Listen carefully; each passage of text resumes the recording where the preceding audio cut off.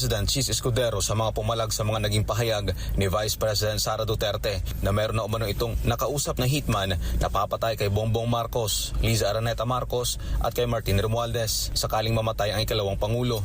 Ayon kay Escudero, dapat anyang may pumipigil sa mga sinasabi ng ikalawang Pangulo at bilang opisyal, dapat daw na maging magandang ehemplo ang Vice Presidente sa buong bansa, lalo na sa mga kabataan. Ang pahayag na yan ng Senate President ay hindi pinalampas si Senator Ronald Bato de la Rosa.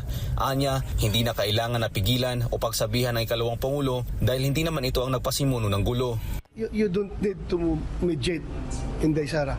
You have to mediate the people na nag-instigate sa kanya para maging ganito. Ang kanya naman palagi is just in every, alam natin, in every action there is a corresponding reaction.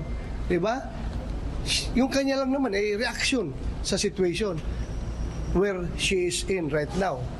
Nagre-react lang siya. Paliwanag ni Senator Bato, kung talagang nais ni Escudero na maayos ang lahat, dapat pagsabihan nito ang mga taong pasimuno ng panggigipit sa ikalawang Pangulo. If you want to settle everything, you hit the action first. Huwag niyong i-hit yung reaction. You address the action first before addressing the reaction. So saan nagagaling yung action? Galing from Malacanang, galing from the House of Representatives. I-addressin nyo yan. If you can address that, no need to address the reaction because there will be no more reaction kung walang panggigipit na ginagawa.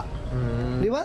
So i-addressin nyo yung panggigipit. If I am the Senate President, I am going to address my statement towards the source of the action, which is the House of Representatives at Malacanang.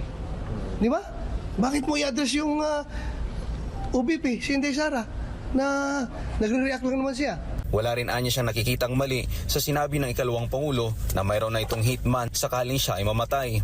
Anong attempt na masasabi mo doon? Or is it attempted or frustrated or what? I don't think so because it's very a conditional statement, di ba? Patayin niyo ako, ipapatay ko kayo. Parang gano'n, di ba? So may condition. Patayin niyo muna ako. Siguro kung mamatay siya, nandyan na yung threat.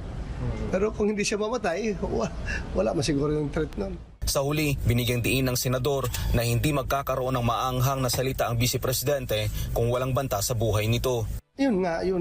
Di ba all of these statements came out because of her fear of her life.